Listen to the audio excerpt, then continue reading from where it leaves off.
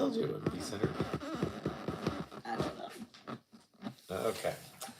All right. Welcome to the Way to a Great Marriage cast. I'm Tony. This is LaRonda. Hello. And LaRonda has one of Omi's songs. That's her mother that she wrote years ago. And so I'm going to turn it over to LaRonda and dedicate this to Miss Omi. This one is called "At the Foot of the Cross." I don't know the music to it, so I'm just going to read it. At the foot of the cross, there's victory. At the foot of the cross, you can be set free. At the foot of the cross, there's many that cried, "He's the Savior, He's the King, and He's my child." Oh, they pierced His precious side. As His blood flowed down to the ground, He cried, "Father, forgive them. They know not what they do." He gave His life there on that cross for me and you. They placed a crown of thorns upon His head. With tears of love in His eyes, this is what He said, "Woman, behold thy son." Mary cried, and so she said, "Victory is won." It is finished. He bowed His head and He died. Mary's heart was breaking as she cried. But on that third day, He arose from the grave. The tomb was empty and the stone was rolled away. At the foot of the cross, there's victory. At the foot of the cross, you can be set free. At the foot of the cross, Mary cried, "He's the Savior, He's the King, and He is my child." That was written August the 7th, 1997. And here's Mom's handwriting and everything. Thank you, Mom, for writing that good song, and thank you, God, for giving it to her. That's a good Easter song right there. Uh-huh. Y'all had never heard that before. And that's strange, because I usually know most of Mom's songs, so. Well, actually, any time, because that's not the resurrection. That's the... Right. For some reason, we only preach the resurrection on Easter. We don't want to talk about the resurrection any other time of the year. Yeah, that's Which true. really, we should only talk about the resurrection and nothing else. But anyway, that's on the Waycast, so go over there to watch that. That was next. Part. Maybe. Are you in John? John? We should finish up John tonight. John 21? If I get to it. I've got a lot to do for CR we got a before lot I to get do. there. So tonight, we're in the Love is a Choice book. I choose you. I choose you. And so we're going to learn how tonight to leave your home and say goodbye. Goodbye. Hello. Goodbye. Goodbye. Adios. Hasta la vista, baby. It's a different kind of of saying goodbye. Stage 4, leaving home and saying goodbye. Leaving home. We have to make certain we have genuinely left the family of origin, saying goodbye to Mom and Dad. Yeah. And we must literally say goodbye to false security symbols. So remember, in Genesis, we were taught to leave and cleave. Leave your family of origin, your mom and dad, and you cleave to each other. And then that way you don't you don't have anybody to run back to. Supposed to put your head Every over. time that, oh, Mommy had a little fight, we'll come home. Oh, yeah, no. You I don't believe in doing that. Some moms are like that. No, mine wasn't. Mine wasn't. Moms and dads should be, well, you made your nest, now live in it. Or, unless they were getting, like, punched or You something. can't come back here. Yeah. Right, unless they're getting abused. Well, then or he should be kicked out. The father goes That's right. over with his shotgun and runs the guy off. Get out of here, son. You can come back whenever you get healed. We sound like Ma and Pa Kettle. Oh my goodness. Yeah. Well, call the law. We'll have you for domestic disputes here. Tossed out. And we'll put you in jail. You sound funny talking country. Anyway. I just want to let them know I can talk country. You can, yeah. I am from Nancy, Kentucky. Nancy. That's where we're born and raised. Born raised Nancy. It is ultimately rewarding to emerge from the shadows of the original family into full status as an independent adult. Yes. It enables one to lead a healthy, unaddictive, productive life of one's own. Young asserts they must first leave home and disconnect emotionally and spiritually from their mother and father. I didn't know Carl Jung was was spiritual either. Isn't that something? You learn something new. Yeah, I remember we had this thing.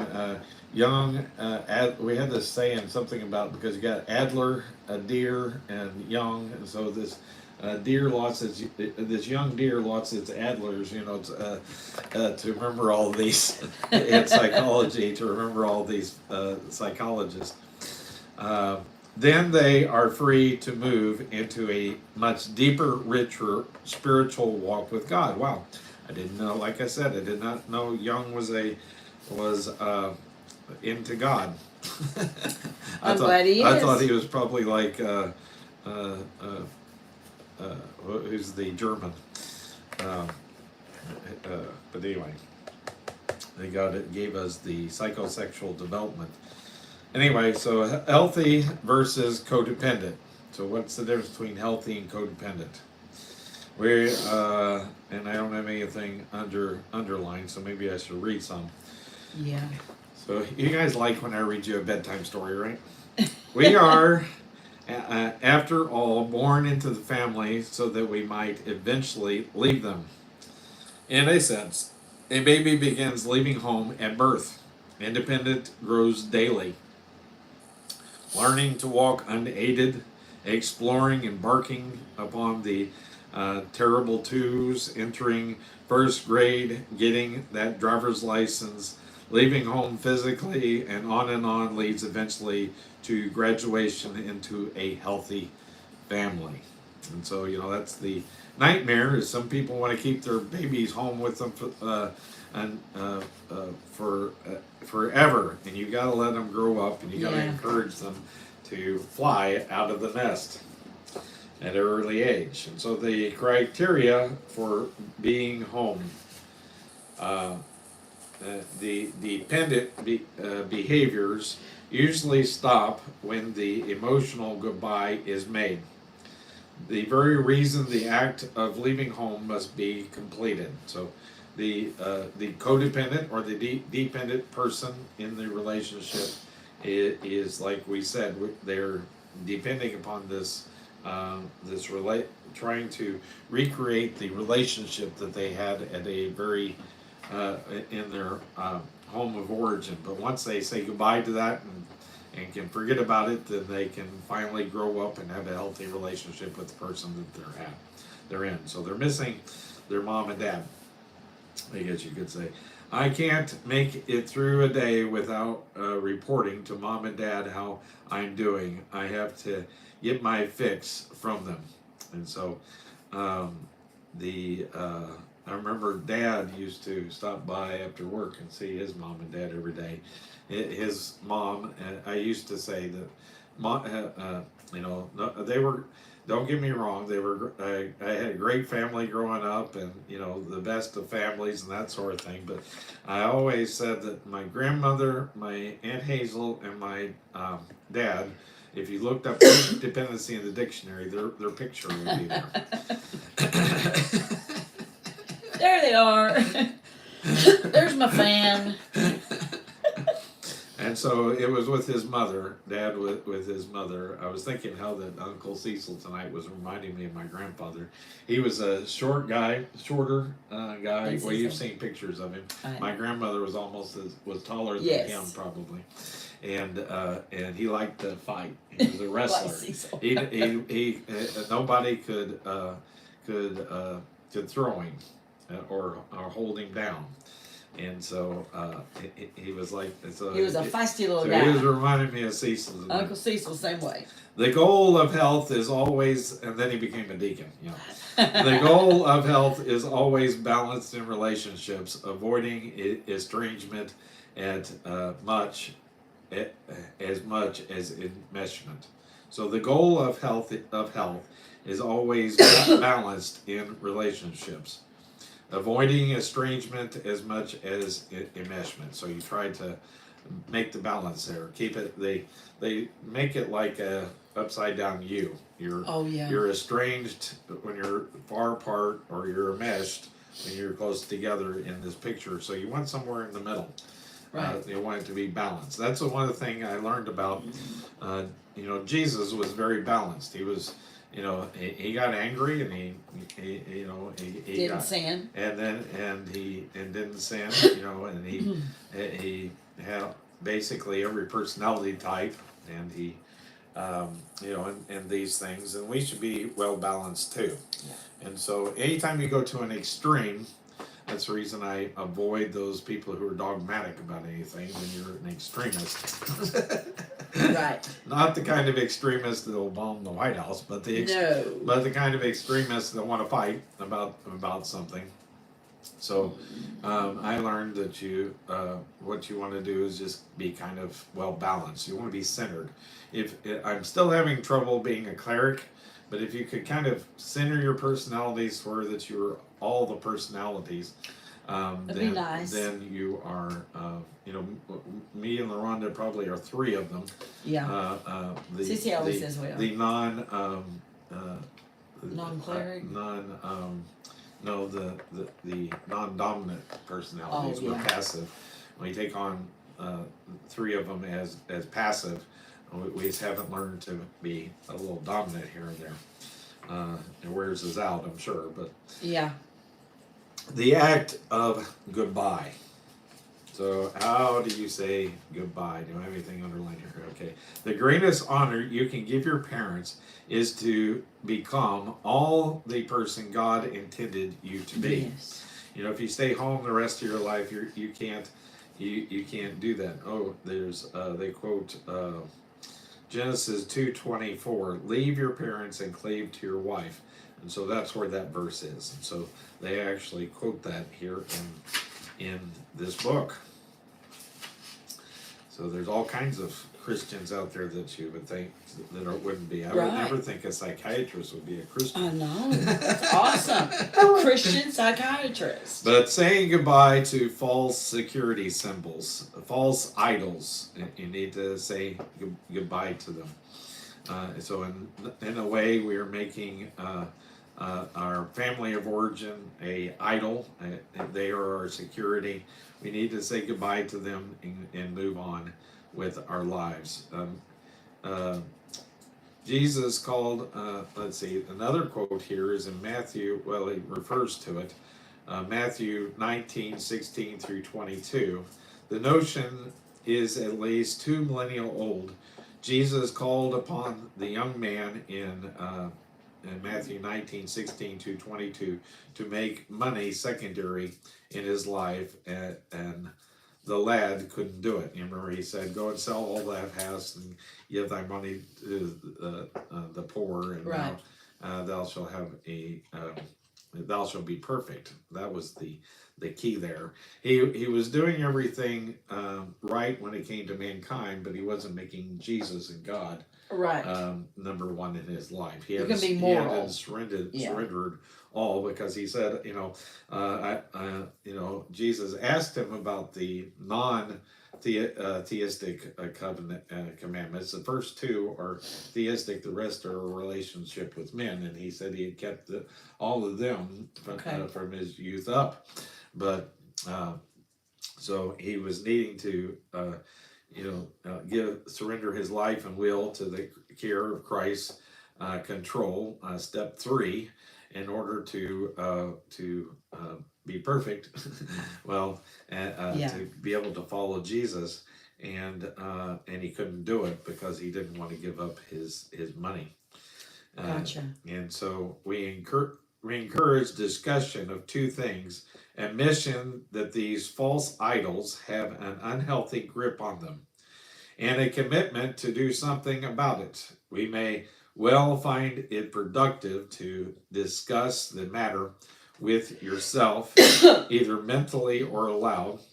The best route, of course, is to find a trusted friend or counselor with whom to talk it out, and whomever else you find to share your determination to say your goodbyes, by all means, do so with God. Yeah. So that's another step, is to share with God, yourself, and somebody else. Is another step in Celebrate Recovery. We're kind of using it. And so you need Recovery. In Celebrate Recovery, you have a sponsor. It sounds like they're telling you to find a sponsor to share Right.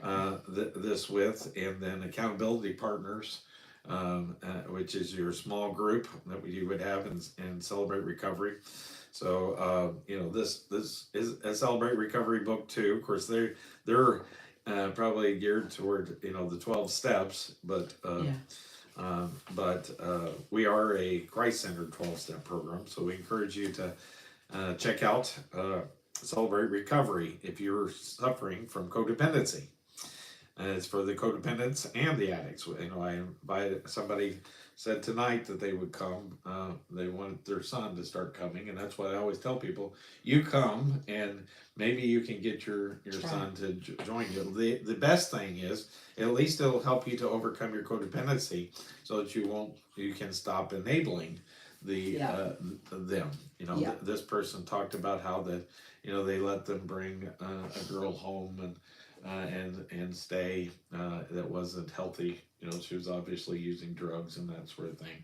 And setting good boundaries with your children. Even if they're living in your home as an adult, you can still say you're not allowed to have anybody here of the opposite sex, or you can't have any drugs here. You can't if you want to live here, you're welcome to live somewhere else. But as long as you want to live here, these are the rules of the home. And you go to church with me, and you go to the recovery meetings with me. Every time that I go, you go with me. And if you want to stay living here, that's right. That's the boundaries that you have to have. She did say some things that were, where she had given her son some tough love, but a complete picture of tough love is what we need to learn, and to get away from our codependency. Right. And so you must fill the blank parent space somehow. The correct filler is God, the ultimate parent, or Jesus Christ. We have this empty hole, all of us do, that is probably our home. We always talk about it, but we never discuss it as being our family of origin, where that we're missing this our mom and dad, maybe brothers siblings, and sister, and the roles they filled, and so we're trying to find people to fill those roles in our life, and to fill that hole where Jesus Christ is the filler of that hole. Right. Now, you do see the difference there, because they're talking about God. We usually, that is somebody who's maybe spiritual but doesn't know Jesus as intimately as they should. We refer to Jesus or our Lord and Savior Jesus Christ, and that sort of thing, if we have a relationship with Him personally. So grieving your loss. So there's going to be some grief, and that's why I came to Celebrate Recovery, and many people come to Celebrate Recovery, is to deal with grief. And so I encourage you, if you're dealing with grief, to go through that. And so you're going to grieve your family of origin as a result of leaving home and saying goodbye to them. To leaving your mom and dad and cleaving to your spouse. You're going to have some grief involved in leaving that home of origin. I don't care who you are. Yeah. And so you're going to need to Celebrate Recovery to help you go through that grief. Absolutely. So stage 5, grieving your loss. And so he talks about the stages through which every grieving person passes are. And you don't want to skip over these. You want to enjoy every moment of it. I remember 2 of my kids, when my dad died last September, we're coming up on the anniversary of it. Mm-hmm. We're having trouble going to the funeral. And I said, soak up all of this you can. Take part in every aspect of grief you can, because it's very important for you to be able to move on. And so you need to, don't try to skip over some of these because you don't like them. there is shock and denial. You have denial. Oh, they're not really gone. Surely they're not gone. And that, I used to have dreams about my grandmother being alive. That's what I call nightmares. Is we'd be having the best of times. She'd still be alive, and I'd be enjoying being with her. And then I'd wake up and she was dead. That was the worst nightmares to me that I'd ever had. Was that she was. That everything was fine alive. And she was alive, and then to wake up and realize she's not here. Right. So we want to skip that one. We want to skip anger. We don't want because people around us are like, you need to take a pill for that anger. Yeah. Thank you, Sissy. But I need to have that anger and express that anger to the fullest extent and get it out of my system. Well, as long as I sin not. Whenever I start harming other people, that's whenever it's a problem, I guess. And then depression. Your family may. I'm sure. I had a small group leader. She would say, "I've set a time limit on my depression. If I'm in bed for more than 2 days, then that's all the depression I will allow myself to do." But sometimes you might need to spend a day or two in bed. I do at least a couple of days a week. You do. Yes. They say I'm depressed. I say I'm just catching up on my sleep because I only sleep 3 or 4 hours the rest of the week. So then I sleep 24 hours, 28 hours. A couple of days of days, and then I can go without sleep the rest of the week. He does. That's the truth. And so so they want to tell me I'm depressed, but anyway, so I'm going to enjoy my depression those 2 days a week. Okay, leave me alone. I don't feel guilty for it anymore. I don't make you feel guilty. Well, people used to try to make me feel guilty for sleeping in, and I'm like, yeah, you don't do that. I've had people get in bed with me and kick me out of bed with their feet into the floor, and because I was asleep, because they were mad because I was still sleeping.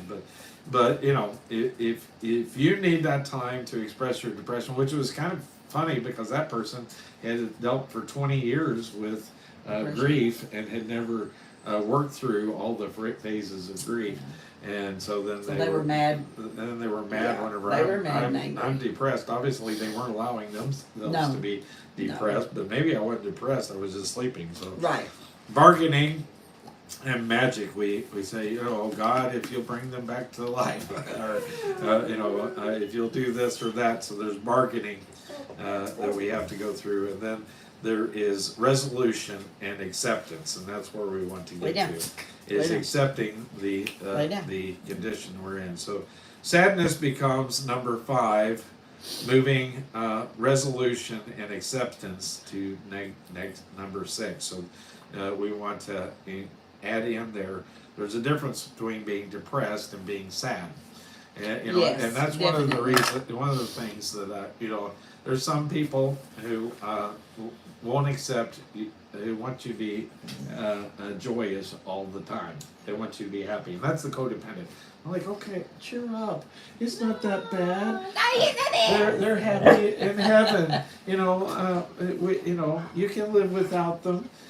They're bigger off than they were a burden on you because they were, and all this kind of crap. But you need to come to a place like Celebrate Recovery where you're allowed to express.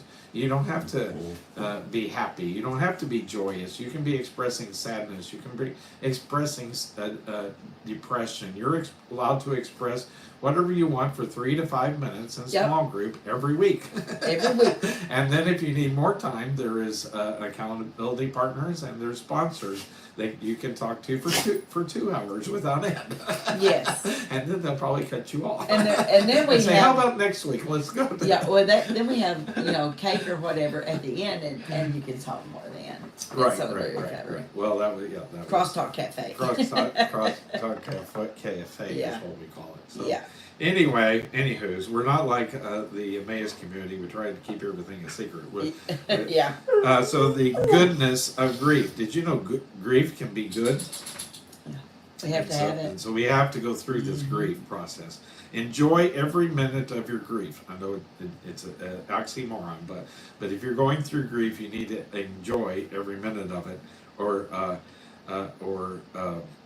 experience is a better. Don't enjoy it. Experience every stage and every moment of it. Because Grief, it's healing, isn't it? grief is essential for the adult child who is codependent, who needs powerfully and emotionally to grieve for all the things brought to awareness in stage 1 through 4 of what we're dealing with. Remember this? We're in stage 5 now. Yeah. This is stage 5. So I'm not going to go back and read the other stages. Grief is appropriate for something that once meant so much to you. In particular, after saying goodbye to the family of origin, original family pain, you must next grieve the loss of the pain you lived with for so long. And so then analyzing your loss. Remember, as you analyze your loss, that by nature you're almost certainly minimizing them. And so be careful not to minimize your loss, and don't be like, just get over it or anything like that, or trying to move on. Spend this time and then move on. There are 4 areas in which you should grieve. Let's see. The one is grieve for your family, for the original family pain. The second is to grieve over saying goodbye to mom and dad. The third, and siblings. Yeah. Since my sibling was more like a mom to me. The third area is grief over the addiction, codependency, and other coping mechanisms you are abandoning along with this. So you have to be able to heal from this pain, from this family of origin, before you can deal with your hurts, habits, and hang-ups. Does that make sense? Yeah. And so that's why that, they become a dry drunk in that case. You can always tell a dry drunk they haven't dealt with this pain from the family of origin. Guys tell me, well, they lost their father when they were 8 or 12. I lost my grandmother when she was 12. My sister got married when I was 3, and these things are events that we need to go back and examine, unless it's like a post-traumatic stress event, like I was raped whenever I was a child. I just give it a headline. I don't go into detail, because if I do, then she can't live with me for about a week or 2. The other one is my car accident that I had in 2001, and so I just give them titles. I don't go into detail, and it's the details that cause the post-traumatic stress. So if you have post-traumatic stress, don't go into details with the person you're sharing with. Just sort of give them titles of those events and go on. But we do need to deal with that pain that you're suffering from those, and learn how to deal and live with that pain that you have, whether it be post-traumatic stress or not. The fourth area is the losses accrued over the years as byproducts of your codependency. In other words, because we have tried to replace this family of origin, we have now have hurt and pain from those individuals that we tried to replicate our family of origin pain with and try to make it better. They have created even more pain, and so then we have to deal with that pain and go on with that. So the grieving process. So as I said, we had shock and denial, and they go into detail on shock and denial and anger. And so I do have under anger is people-pleasing codependence. They're born servants, have spent a lifetime masking personal feelings in order to make others comfortable and happy. So that's one of the things that you have to. So they have this anger built up down inside, and so eventually they're going to explode all over somebody. Because what happens is this is why, you know, Rhonda, whenever I talk about codependency, she always talks about her family of origin, how that they waited on the men and they brought them. You know, I make fun of her that she brings me water, orange juice, milk, and coffee. I have done that before. I just want you to pick whichever one you want. And so I tell her that's fine if you're doing it because that you're not trying to people please me. Right. But if you're trying to people please me and you want kudos from me, and I don't give you kudos for, because you did that, I don't say, "Oh, what a good little girl! You brought me something." Grr. Then if I don't do that, and then you get angry at me because I'm not giving you what you want because you did it, then that's codependency. Yeah, Does that, no, that, yeah, now, and I never did that. Does that to, make more sense? Yeah, I never did that to please you. I keep trying to explain that to you, but does that make more sense? Yeah, and the thing about it is then, I never want a cookie or a pat on the back. Right. It's just, but you would get mad at me for doing that because you were thinking it was codependency. Well, because you didn't ask me what I wanted. Exactly, and I was like, well, these are the 4 things I've got. I'll just take them down, take back what I, save myself some trouble. Whatever appropriate means, it takes it takes for you to pop the cork and get your buried anger to the surface so you can resolve it, and so go for it. In other words, that's what the I tell her I'm not the person to vent for to. Your friends that you trust, your sponsor, your accountability partners, those are the people that are put in your life to vent for, not your spouse, because your spouse doesn't deserve you venting on them. And so whenever that you build up this anger because you're not getting the kudos that you want because of the things you've done for your family, because you're people pleasing them, then you need to vent on a. That's what the sponsor's there for, and the accountability partners are for, and so you use them, and we're trying to liberate the hidden, seething anger already there. You must acknowledge it, release it, deal with it, and expunge it. Anger is a natural, healthy, God-given emotion mechanism for dealing with pain and loss. So because you're going to go through this pain and loss, the natural progression is you're going to be angry as a result of this loss, and so you need to have somebody like a sponsor, accountability. I use my small group. Me too. Every week I tell them, even though we're going through the steps, still the steps allow us. They ask questions that allow us to which you're not supposed to go through the steps in a small group. I know. But they afford you the opportunity to talk about what's going on in current situations. Also, they're kind of geared that way, and so you can vent about what's the anger that you have, burrowing up below, and there's a lot of it these days because the government's trying to make us afraid, and the result of fear. The byproduct of fear is that we will get back anger, which I don't understand why the government is trying to make us afraid. Do they want us to stand up and rebel against them? I don't know. Because anger, that's what will happen under anger.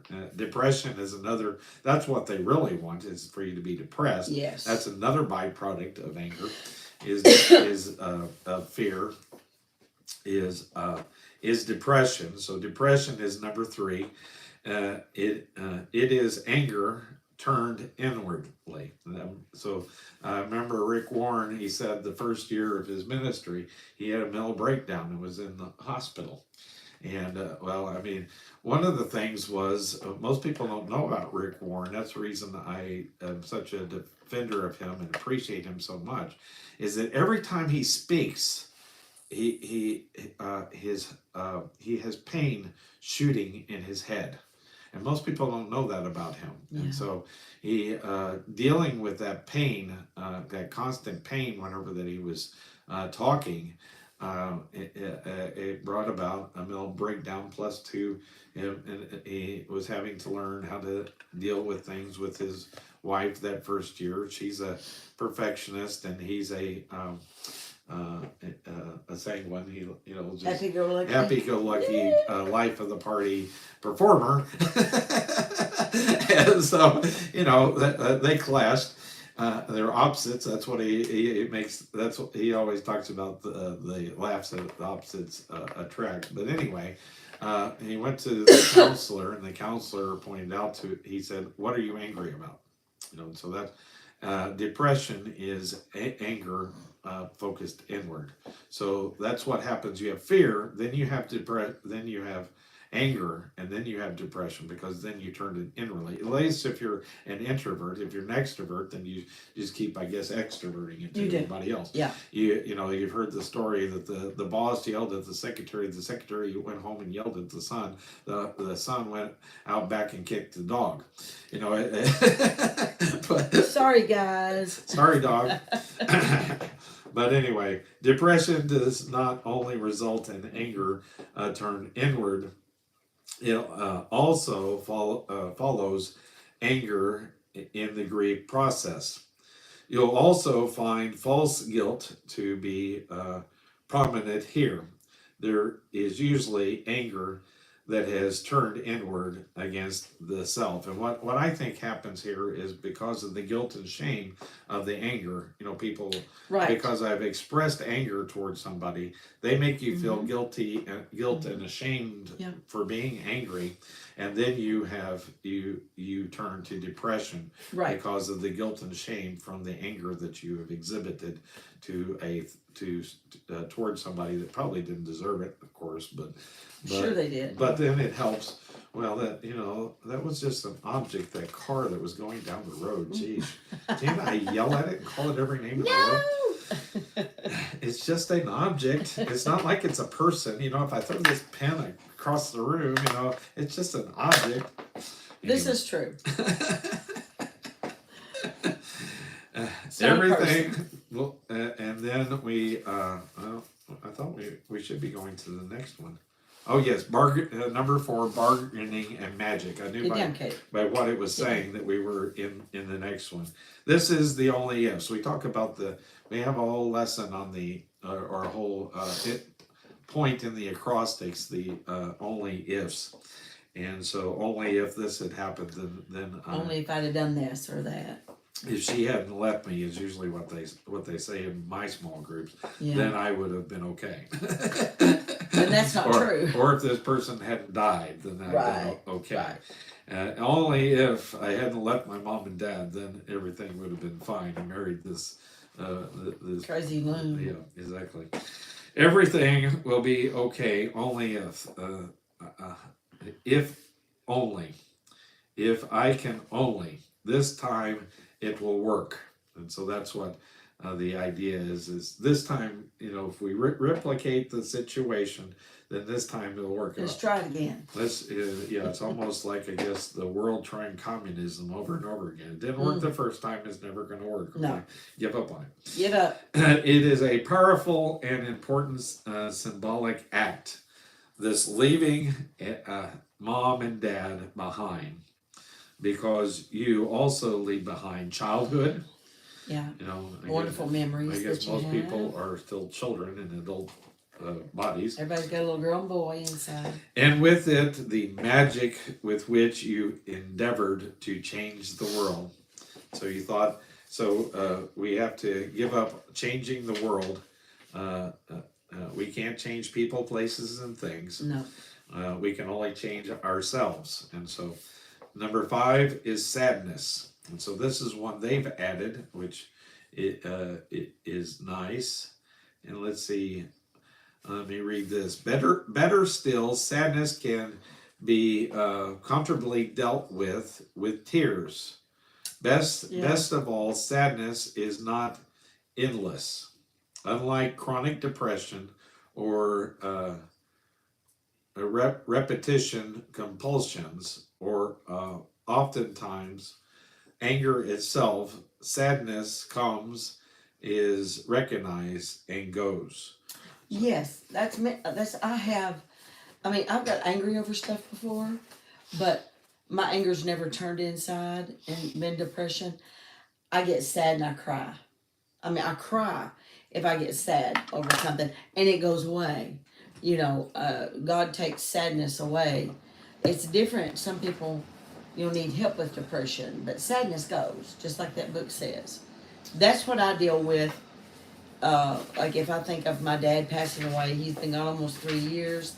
My mom in the nursing home, I get sad. I'm not angry, but I would tell you if I was. I know myself now enough to know anger from sadness. So forgiveness, resolution, and acceptance. So, we last 2 weeks ago we had a lesson on forgiveness, and so that's part of Celebrate Recovery. I didn't think of it as being part of the resolution and acceptance part of this. You've got to, I guess, in a way, you're forgiving. If you're grieving, you're forgiving the person you're grieving for dying or whatever, or the separation that you're having from your mom and dad. You're forgiving them for what they did and for not being there in your adult life now. The peace that passes understanding it is talked about there. Let me read this. Trust in the Lord with all thine heart, and lean not on thine own understanding. That's Psalms chapter 3, verse 4 or 5. I'm not sure. Jesus himself adjured. It is footnoted, but it doesn't say here which one it is. I tell you the truth, unless you change and become like a little child, you will never enter the kingdom of heaven. I don't know where that one's found, but anyway. True and honest forgiveness must be generated in order to make peace with the past. So you have to forgive. That's the reason it helps. I learned that to go and live with my dad. And the more time you spend with the family of origin that you're trying to replicate, is make it right with the family of origin rather than trying to replicate it and making somebody else's life miserable. Me and you both did that with our dads. With our dads. We lived with our dads for a while. For a little while. I didn't have that opportunity with my mother, but still.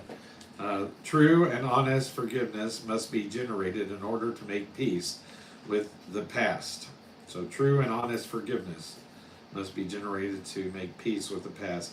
God is the ultimate forgiver. Man can point the way.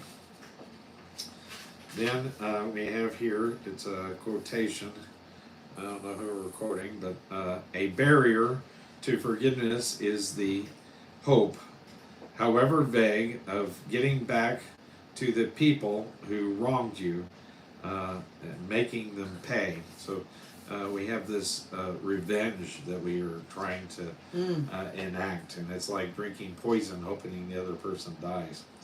The acceptance and resolution go hand in hand with forgiveness. In a sense, the three cannot be separated. To accept the issue is to admit that things were as they were and that their effects are not irreversible. To resolve them is to reverse the effects. And so we went way over tonight. I'm sorry. But that was interesting. It didn't feel like we were way over. Yeah, these are interesting. When I started this chapter, it was a little bit before 20 minutes, so I thought that I could that was good. I liked that one. But we're almost finished with the book. We only have a little bit. And then maybe we can do another book. Yeah. I got one in mind. So. And so with that, we ask that you like, thumbs up. Yes, you comment, ask questions. If your question is good enough, we may make a waycast about your question. We will definitely answer your question or address your comments in the next Way to a Great Marriage cast.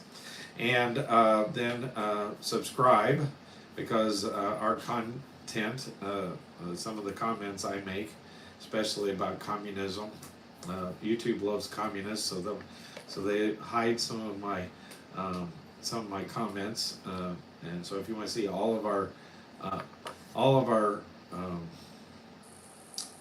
content, subscribe, so that the ones Yes. they've hidden, you'll be able to see them. And then Hit the notification bell. Oh, hit the yes. ding-a-ling in Ding, your ding, life, ding, ding, ding. so that you come on and harass us in person. And then share Yes. with somebody. And I've been encouraging everybody that we have, I have tagged to the top of the page, I love a sermon that I did called Against All Odds. And if you have somebody that you know in your life that doesn't know Jesus Christ as your personal Savior, I ask that you share that with them and beg them to watch it. And watch it first, so you know what I'm telling them, and then so you can maybe answer questions, or if you have questions of your own, you can comment below on that one as well, and I'll address those comments. But that's what I'm asking you to do now. We're up to like 44. Since I pinned it, I had 15 views of it. Now we're up to 44 views of that Waycast. And I think it's a very powerful Waycast against all odds. And I've had good experience with it whenever I've used it in person. I had 14 guys in jail at the baptism, and nine of them got saved after just talking a little bit about it. And that wasn't, I just sort of used it as as part of the introduction. And so with that, we say good night, until we meet again. Adios, au revoir, adios, and know it's always sweet sorrow to part. Know you'll always remain in my heart. Good night, sleep tight, and let the birds fly. Here's a wish and a prayer that all your dreams come true. And now till we meet again, adios, au revoir, adios. Good night. We love you. And don't ever forget, you are truly loved.